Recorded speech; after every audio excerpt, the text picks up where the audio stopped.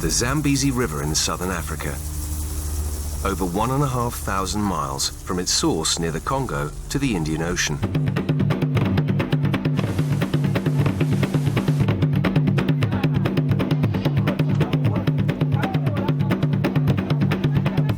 It flows through 6 countries and across some of the most isolated and undeveloped land on the continent.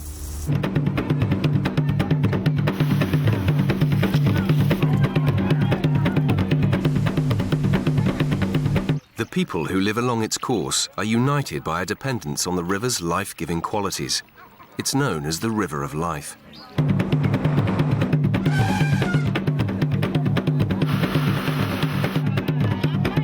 But the river brings dangers as well, and there's one deadly disease that is the scourge of everyone who lives within the river's reach.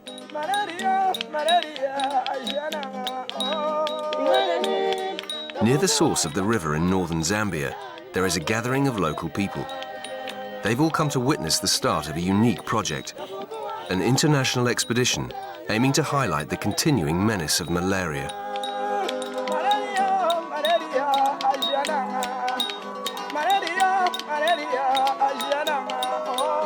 The aim of the Zambezi expedition is to draw attention to the problem of malaria along the river by being the first to take a boat along its entire length. The expedition's led by 2 friends from a previous trip, Swiss adventurer Andy Lehmann and a journalist from Germany, Helge Bendel.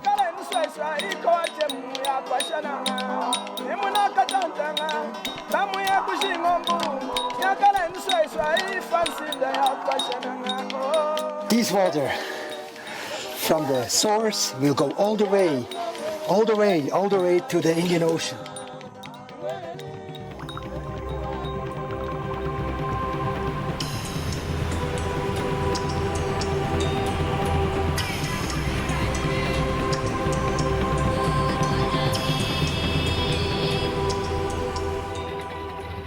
Different anti-malaria groups have joined forces to sponsor the expedition, and the umbrella group, Roll Back Malaria, is in the forefront.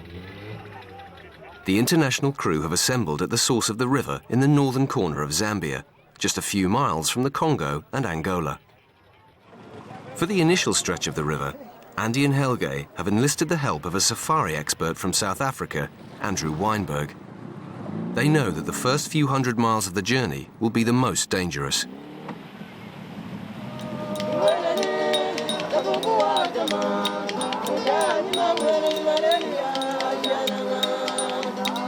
No one has ever before managed to travel like this, all the way from the source of the Zambezi to the Indian Ocean. The upper part of the river is still largely uncharted.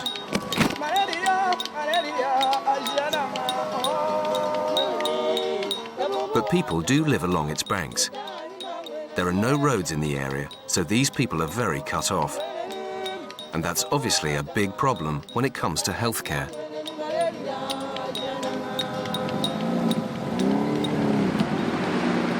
Go straight.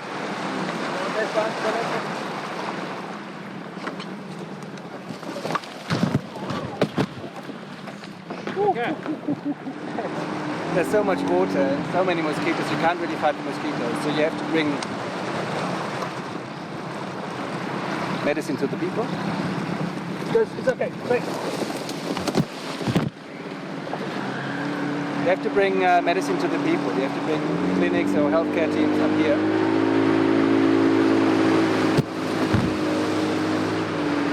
There's so many people living in this area, so it's very difficult to reach them.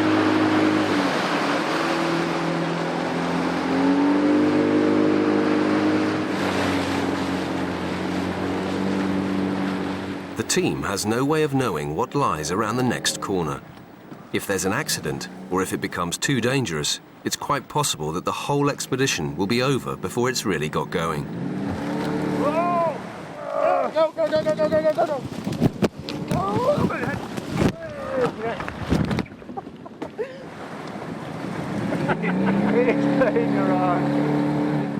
Well, it's just thick bush and we sometimes grown in.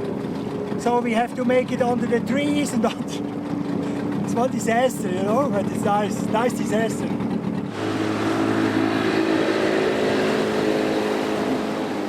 if you look at this river here in this section, it's the most inaccessible part of the whole Zambezi River. And it has been a war zone for 27 years, and the river was the border. So we used to have landmines here. Most of them have been cleared, but it's still, when you look at Angola, the most inaccessible part of the country. So there's very few hospitals, there are very few schools, there's very few infrastructure. There's no roads, nothing. So when the whole project, the Rollback Malaria Zambezi Expedition, is about access, we are right here to see and how to see and to experience how difficult access is in that area, and how difficult it is for the people to live here.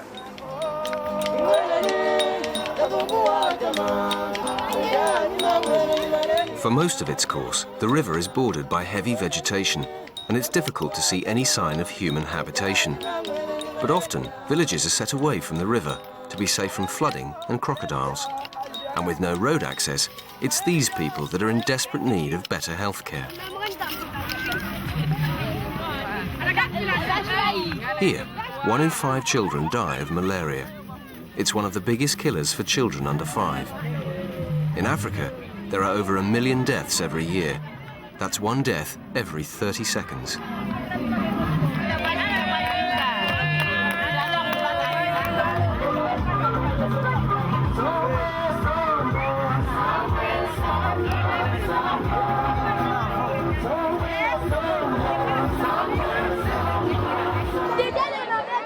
The 6 countries the river runs through are all backing the expedition. Throughout the route, health workers from each country have organised anti-malaria events where people can get information about the disease. They can also get free malaria tests, which are quick and easy. It takes a simple blood test, and the results are known within about 15 minutes. Anyone who is found to be positive can be given anti-malarial drugs there and then, and within 3 days, they're cured. But for the health teams in these areas, resources are very limited, and even providing services like this is dependent on getting outside help. The international partners need to come in. We need them. They need to help us. We need to disseminate information about malaria. We need to bring in testing equipment for malaria. We need to move. We need to set up clinics, mobile clinics for malaria, so that we can disseminate information on malaria. The Zambezi expedition itself is an international endeavour. There are 10 different sponsors, including NGOs, the UN and private companies. But even with all these different partners on board, success is far from guaranteed.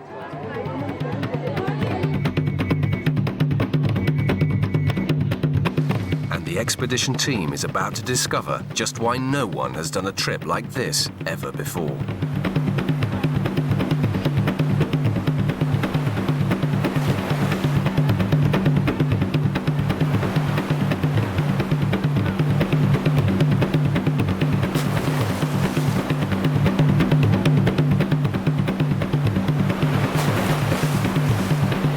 These shots were the last the expedition cameraman was able to take before his water-damaged camera stopped working. 100 miles downstream, in the nearest town, the support vehicles were waiting. They were going to have a long wait.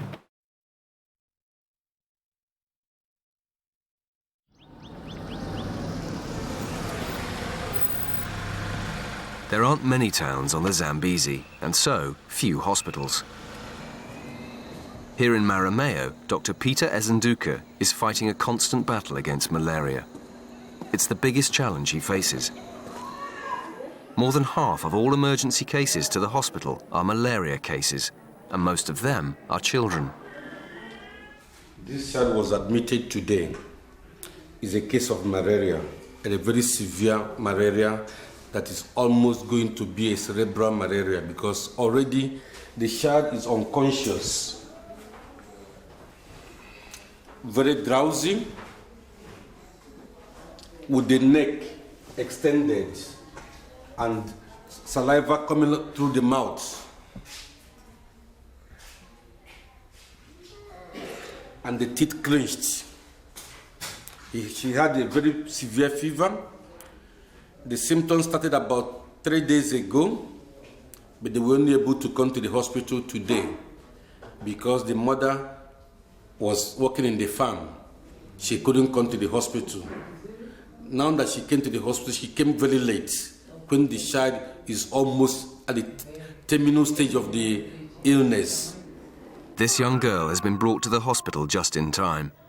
Dr. Ezenduka has put her on a quinine drip, and thankfully, she'll now make a full recovery. More than 80% of the children admitted to the hospital are suffering from malaria. And these are just the few who make it here. Many die in their homes, as they are far from the nearest hospital, and their parents can't afford to leave the fields. When they do come, they lose income, and poverty worsens.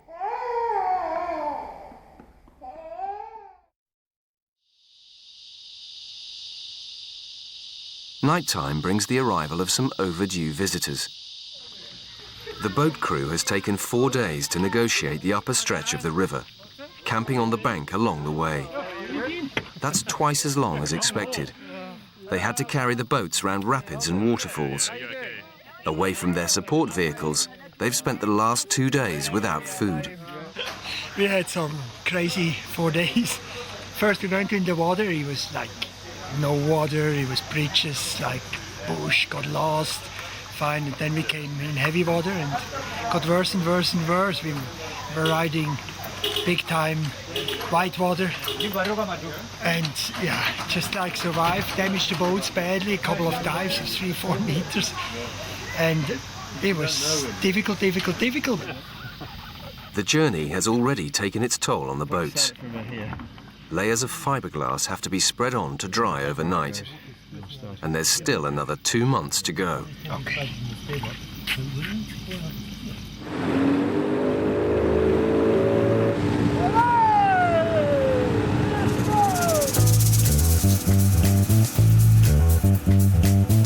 Once the river opens up, the team makes fast going.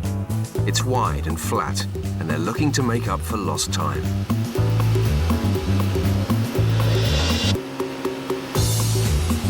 Despite the easier conditions, there's still no other traffic on the river.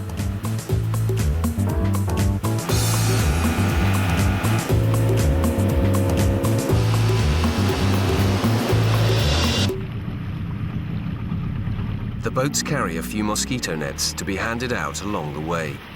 They are resupplied by the land support vehicles. But for every village they are able to stop at, they pass by many more. To these villagers, each mosquito net can make a huge difference. 2 or 3 children can sleep under one net, and as the malaria mosquito only bites at night, the nets can easily make the difference between life and death. They aren't expensive to buy, about $8 each, but to these people, that's a small fortune.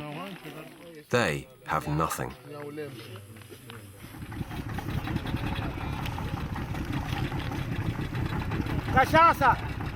Successful visit, Helgi? Well, yeah, successful. I mean, people are happy that they received everything what they needed, but still not enough. I mean, we distributed about 60 nets, and there were more and more people coming as all were distributed, so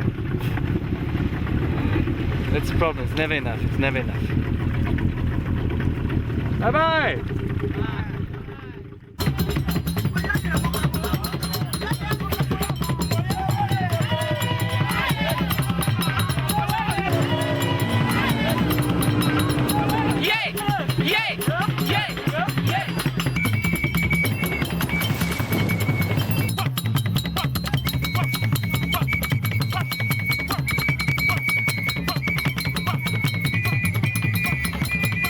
After a week in Angola and following the river due south, the expedition crosses the border back into Zambia. And here, in the town of Lukulu, people gather to greet the expedition. They know that malaria nets are going to be handed out.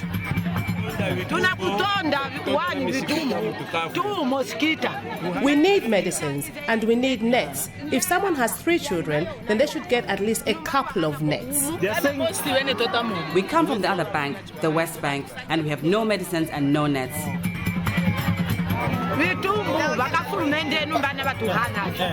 Transport is a big problem. Here we get around by canoe, but not all of us have canoes. Two of my children died. They became ill and it is so far to the nearest hospital that by the time we got there, it was too late. Our government can't solve this by itself. We need others to come in and help us. Help from other countries.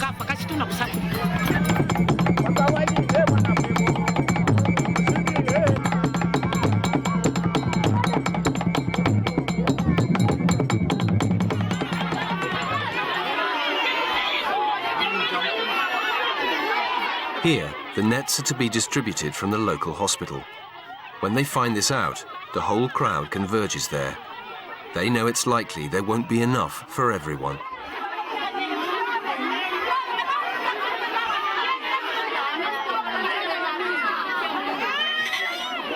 Well, it's very tough to see, you know, all those women with their children on their back crawling and trying to get into this hospital to get a couple of hundred mosquitoes that are there. We really thought it would be enough today, but it wasn't, so it's kind of sad.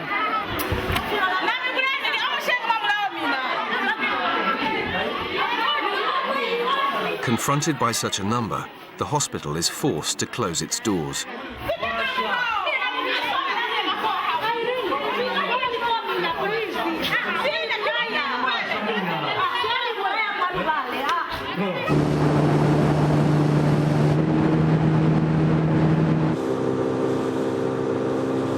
Heading south, the river disperses into a huge floodplain, which continues for 150 miles.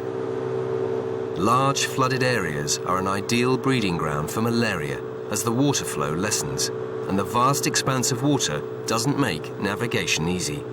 We are about 2 weeks after high water, so everything is flooded. There's patches of 50 kilometers wide, all flooded. And as soon as the dry season starts, the river will be smaller and smaller. And right now it looks like a huge lake, and it's quite difficult to navigate. You have to find the right arms because the river is dividing. But it's very exciting, it's good navigation.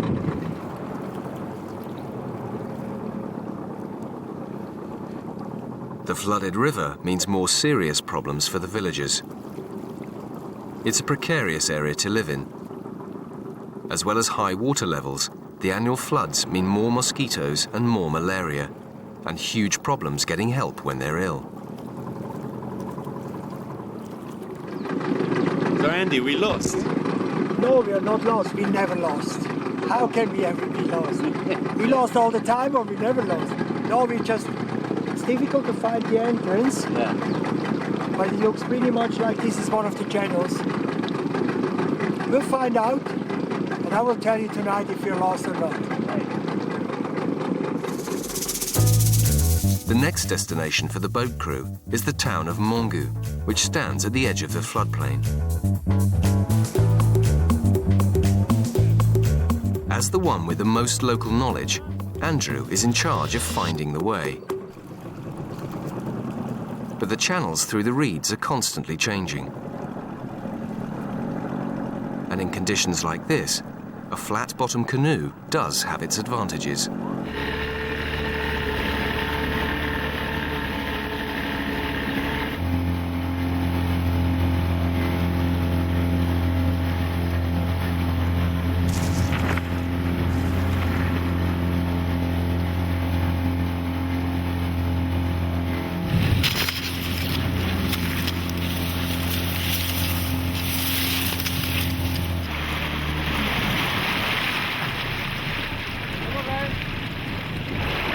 This is the road to Mongu.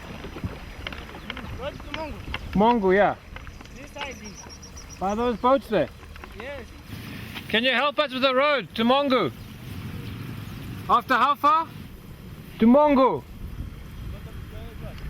We're looking for the road to Mongu. That corner. Where? That corner. Kotoa mutiale. Talia. Nale ya wana hare. Yeah? Lova kona shana.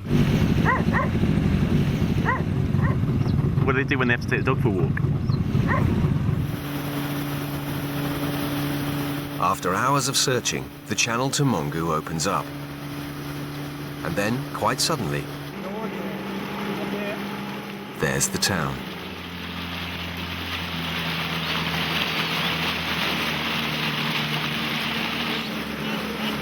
my friend.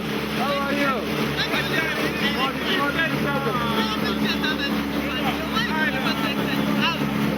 Mongo, Andy. Yeah, Mongo is a step on our expedition, on the malaria project. It's exciting to be here. We've been now out there 12 days. It was not always easy. And finally we are reaching Mongo. It's like... There are few big towns on the Zambezi and virtually no industry. But Mongo is known throughout the region. It's famous for one annual event, and it's the flooded Zambezi that's behind it.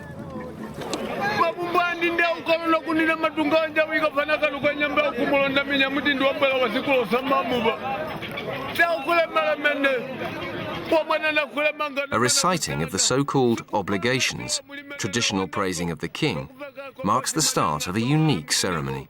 The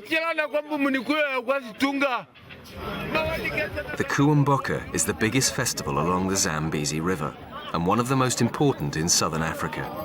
Every year, as the water level rises, the king of the Lozi people moves his palace from the floodplain up into the overlooking hills.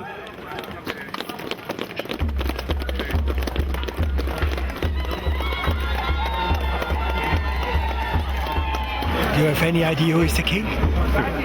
No. It's, you know, like there's so many officials and they all seem to be very, very important. So we have to go on our knees, don't forget it, because we cannot stand. And ladies are not around on this ceremony. We have to step back. It's an old tradition. Because the ladies cause troubles, they say. Oh, sorry. Is the king? He's on board. He is already inside. Now we're about to start off. Are you happy with tourists here? Yeah. In fact, we need a lot of tourists to come to our area. We need them because we've got a lot. Apart from Kuumboka ceremony, we've got a lot of historical sites and many more things which are not yet on the market, which are not yet known. Yeah. But you know, we are here making a documentary about malaria. All right, please. That's not such a positive thing. Yeah. No, it's a good thing because we also have a way to cure malaria in our tradition. How? Yeah. There are known remedies that we do at the village level, and malaria does disappear.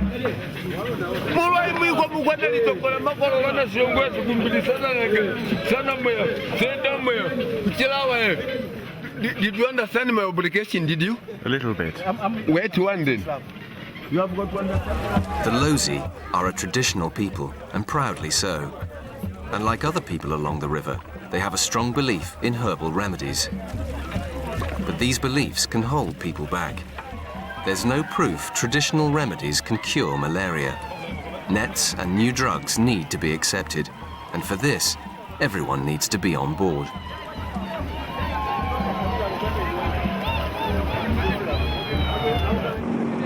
Okay, 15 meters apart. Okay, watch my line. Okay, watch my line, huh?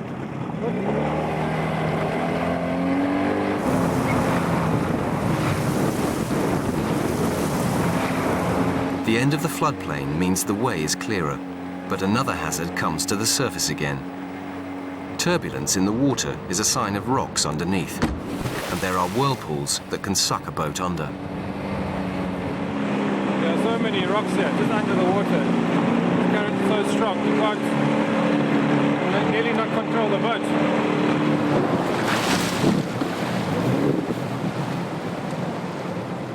Very strong water. You saw the river going down with like 15 kilometers an hour, and on the other side coming up with 8 kilometers an hour. So very, very strong girls.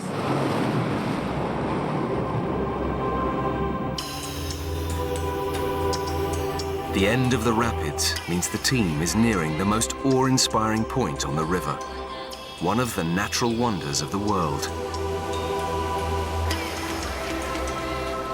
The local people call it Mosi au Tunya, the smoke that thunders.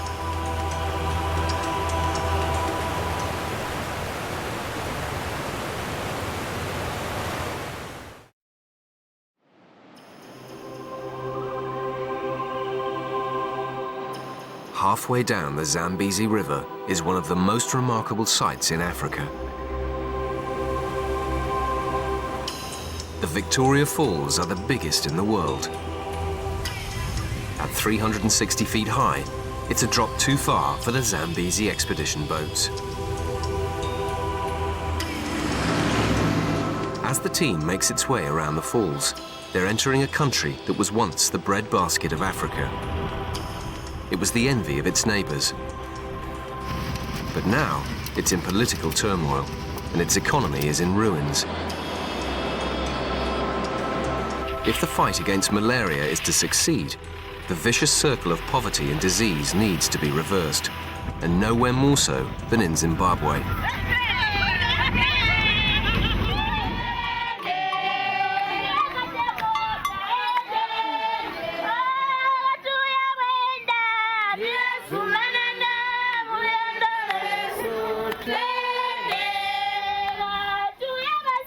The Tonga people straddle the border of Zambia and Zimbabwe.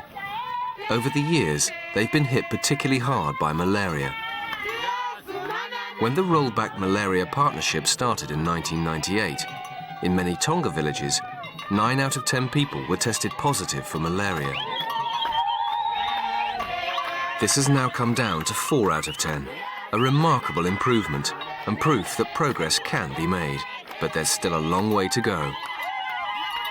So the arrival of help from outside is cause for celebration. Anna Wang of Medicines for Malaria Venture has come to join the expedition for a few days. She says better drugs to combat the disease are desperately needed. There's been such a neglect of research and development of new drugs. Chloroquine has been developed since World War II. It's done great, it has saved millions of lives, but it has stopped working. People here don't know what drug resistance is, and that's a really dangerous situation. That's even more dangerous in a way than not having drugs. But because what happens? A baby gets sick, a mother will walk 2 days to a clinic to get medicine, and they get a medicine and they think the child is being cured, so they walk back to the village. In the middle of the walk, the baby might die because the drug has stopped working. So they assume that what they take is going to work because it has worked for many years. The newest drugs are artemisinin-based combination therapies, or ACTs, but they're expensive and not commonly available. The pharmaceutical companies are in the business of making money, and here there's no market. The Tonga can't afford anti-malaria drugs.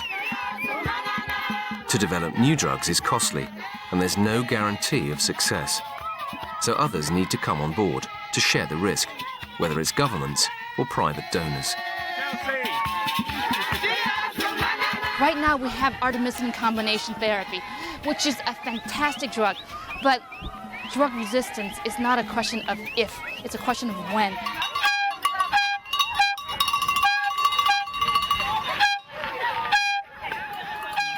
Not much can be achieved without the involvement of the regional governments, and one of the successes of this project is that they are all involved. Each now have anti-malaria programs, and they're working together more and more.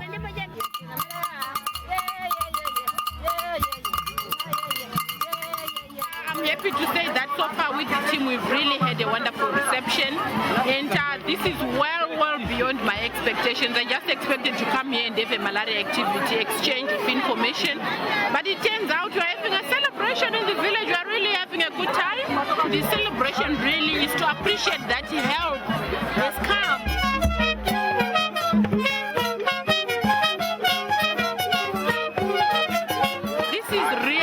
Happening when people are ill with malaria and they see help coming. I mean, they see these people who are bringing the mosquito nets from the district hospital, from the expedition, diagnosing and treating malaria. So wouldn't you celebrate? And as if that's not enough, you know, the icing on the cake is the meat that is just coming in from the river. A hippo has been killed especially for the occasion. Hippo meat is a rare treat for the Tonga.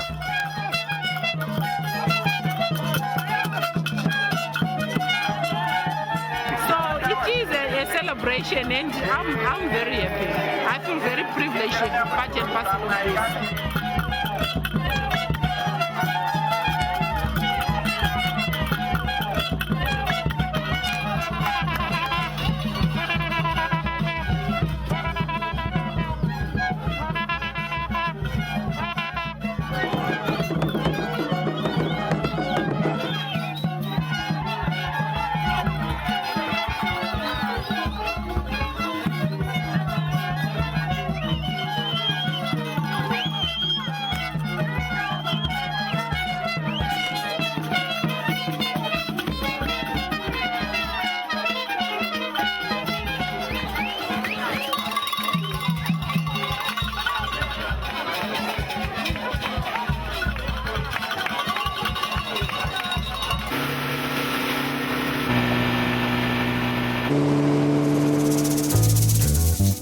next 400 miles, the Zambezi forms the border between Zimbabwe and Zambia.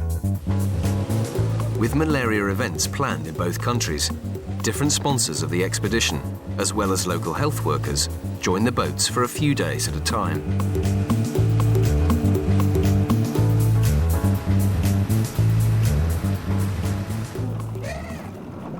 This stretch of the river is teeming with wildlife, and this poses new dangers for the expedition.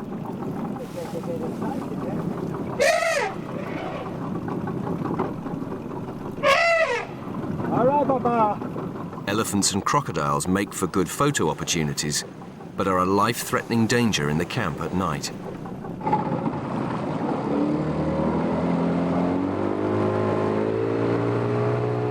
But apart from the malaria-carrying mosquito, it's the hippo that kills more people in Africa than any other. And an angry hippo could easily upturn one of the expedition boats.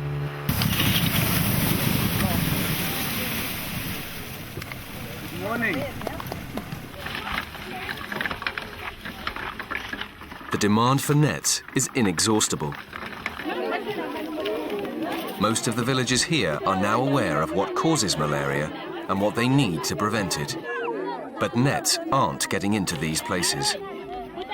When they are provided, the nets are enthusiastically taken up. And all involved in the expedition hope that this will be a precursor to other, much bigger malaria projects. It's something that we're seeing more and more often, these different malaria projects who are coming together to really work together to fix this problem. I think this is an excellent example, really, of 10, 12 different people from all different backgrounds coming together for the same goal and sort of doing a small-scale project to show what we can really do on a much, much broader scale. The success of this expedition really goes to show that with international cooperation, with working with the people on the ground, really listening to what's needed and doing our best to provide it, we can scale that up all across the continent.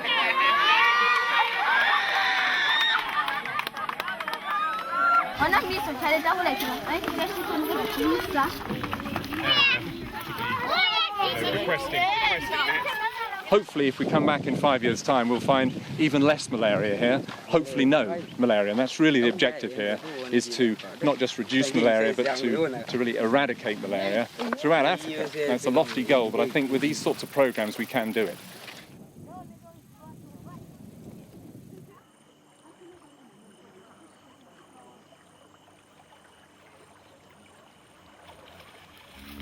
It's not just the NGOs who are hoping to learn from the project.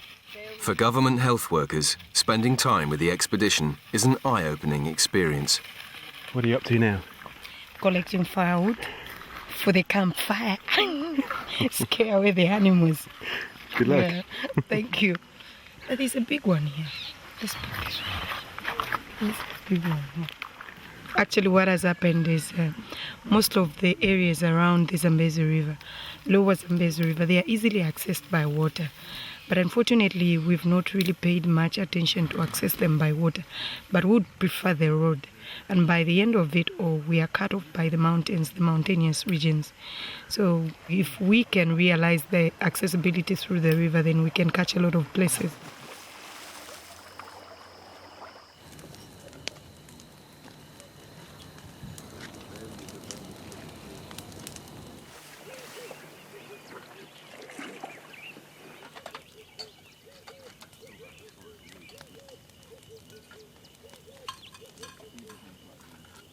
For the private companies that have sponsored the expedition, it's also been an educational trip.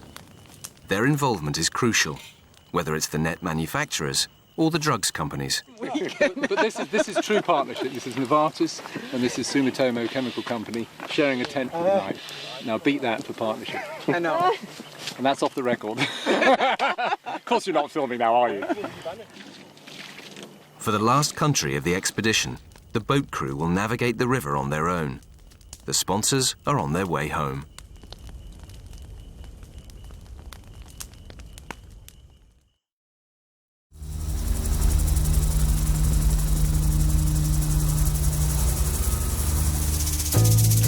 Like Angola, Mozambique has a war-torn past that has hampered development in an already impoverished country. None of the boat crew has ever been here before. and the river brings new and unpredictable hazards. Jürgen Funk, an old travelling companion of Andy's, has joined them as a driver for the final stretch.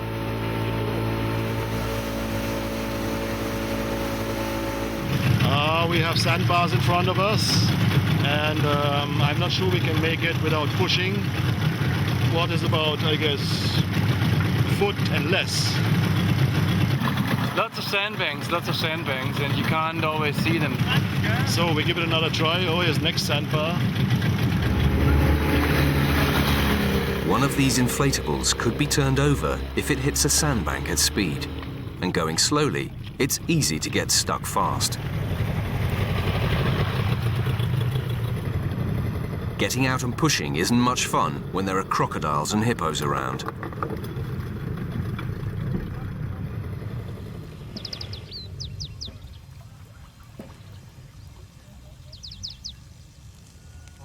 The team has now spent 2 months under canvas, cooking from tins over an open fire and washing in the river.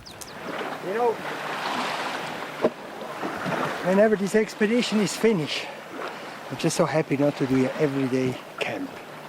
Come in, take everything out. Early morning, 6 o'clock, everything back in again.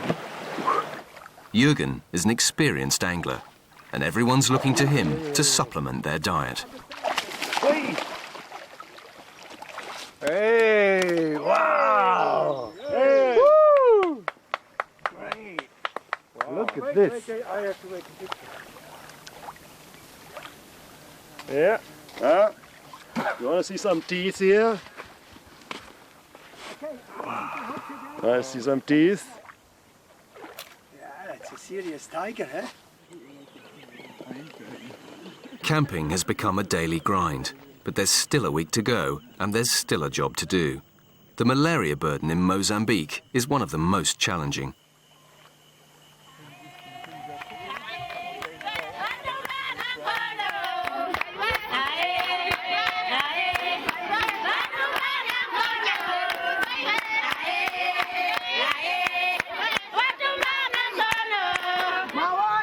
Look, everybody, these people have come here to help us. Let's all use these nets to protect ourselves from malaria. Do you want mosquito nets? I'm going to get one so I won't be bitten anymore.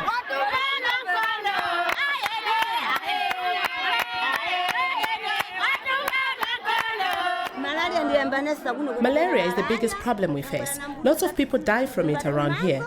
We have a lot of mosquitoes here because of the river, and when it floods, we get lots more of them.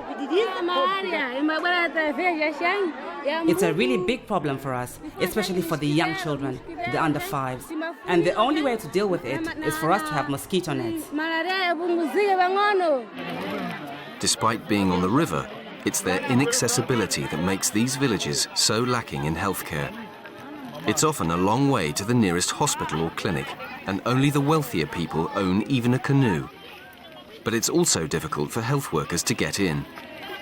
The more difficult thing here is the access to the people, to get near the people. It's a lot of river, a lot of bush you have to cross, and from here, the nearest hospital is 2 days walk or 2 days by canoe. So what they're doing, they just get sick and stay here. They can't do, they just stay and die. In a way, it's a country like Angola, I feel, with very little access to healthcare, very remote, nice people, friendly people, but desperately waiting for medications, for nets, for everything. They're queuing, look at that, they're queuing.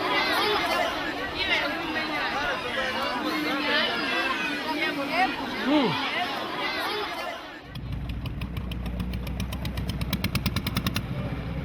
As well as there being virtually no industry on the river, there is very little transport. This has to change if the region is to develop and if healthcare is going to be improved. For 1,500 miles, there's been little but hand-carved canoes, and anything bigger comes as quite a shock to the expedition team.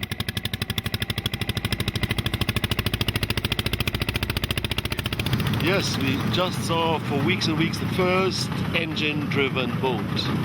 It was very hard to believe. It was a fan bell-driven shaft.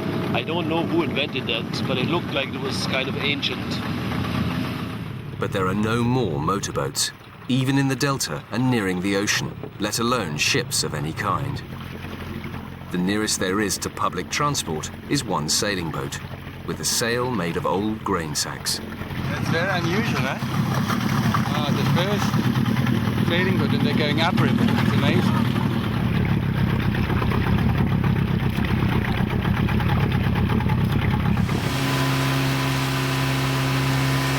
With the Indian Ocean fast approaching, the water is unusually calm.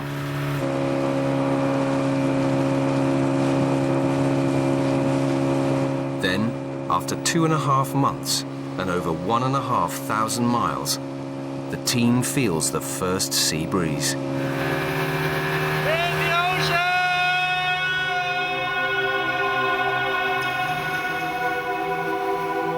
They have travelled through 6 countries, given out thousands of mosquito nets. Even though these nets might well save many lives, it's a drop in the ocean.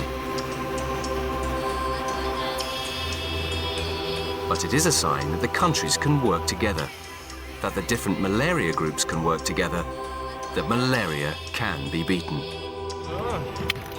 Everybody, hands in the middle. Come. Hey, congratulations. Thank you very much, guys. Indian Ocean. 3,000 Ks, and we are all alive. Great. Thank you very much. Thank you very much. Good job. This is the water we all brought together from the source. It was 1,570 meters high. We brought it all the way down to give it now to the Indian Ocean. All right, guys. I have to take the last drop. And I have to drink now. Yeah. Ah, it's salty. It could taste better, eh?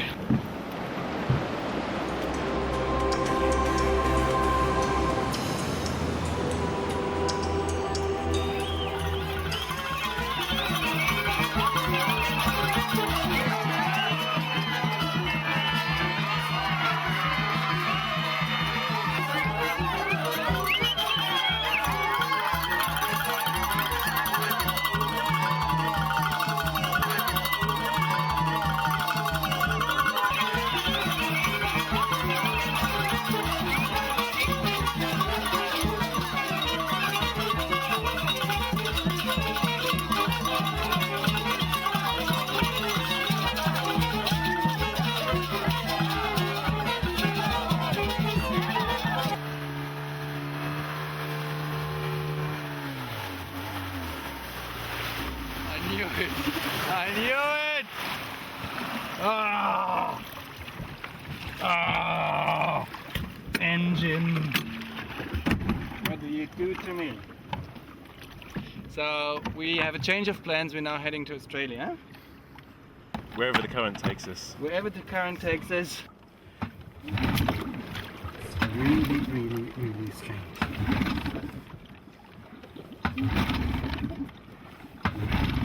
Now you have to pump. Really, now in both hands.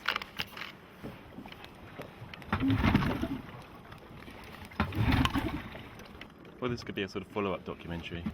The three of us drifting across the ocean. What's the first thing we'd hit?